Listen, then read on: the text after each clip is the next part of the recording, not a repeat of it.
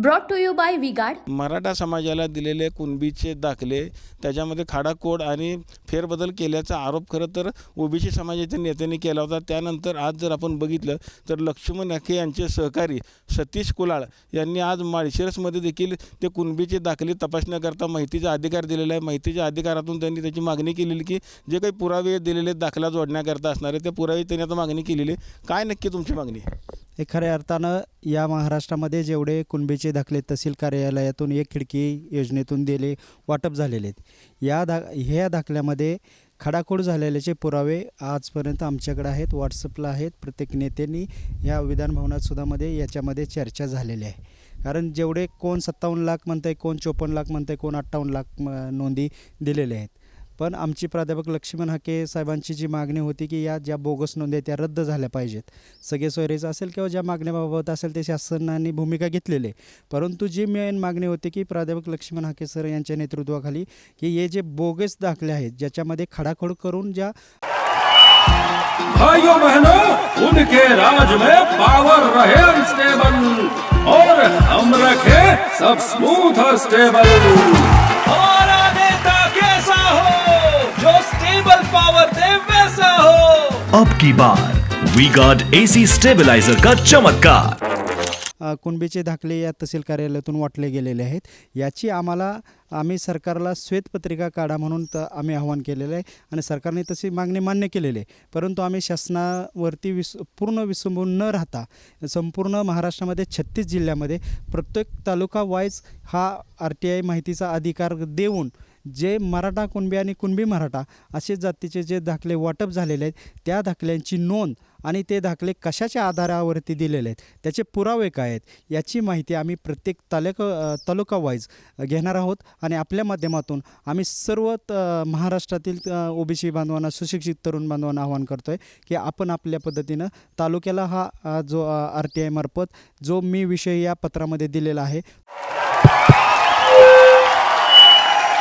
उनका बैकअप सिर्फ कल तक और हमारा चांद तक. हमारा नेता कैसा हो जो नॉन स्टॉप बैकअप दे वैसा हो. अब की बार वी गार्ड इन्वर्टर बैटरी का चमत्कार.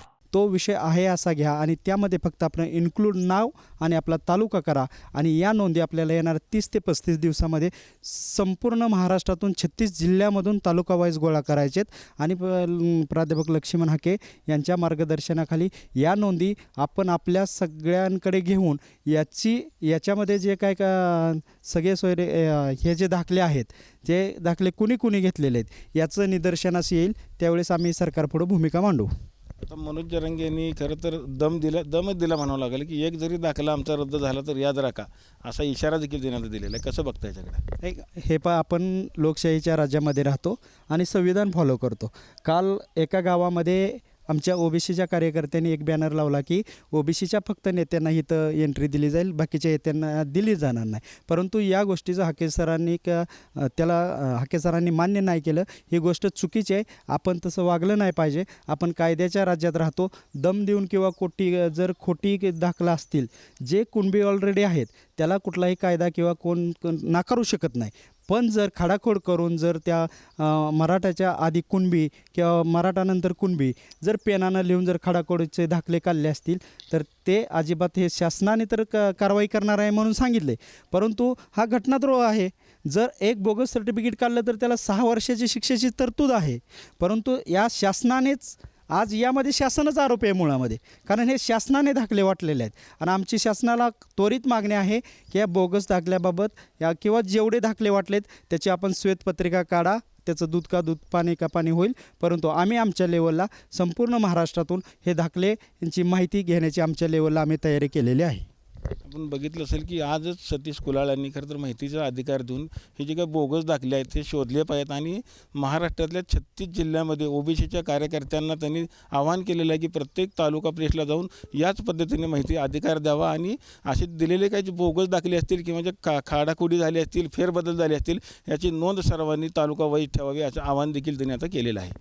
माळशिरसहून कॅमेरामन जगदीश डांगेसह Ravi Lavekar, TV9 Marathi. Brought to you by V-Guard.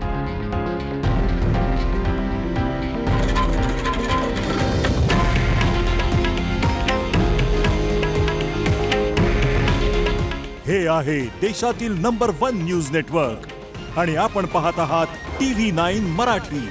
काळजी तुमची, हित महाराष्ट्राचं.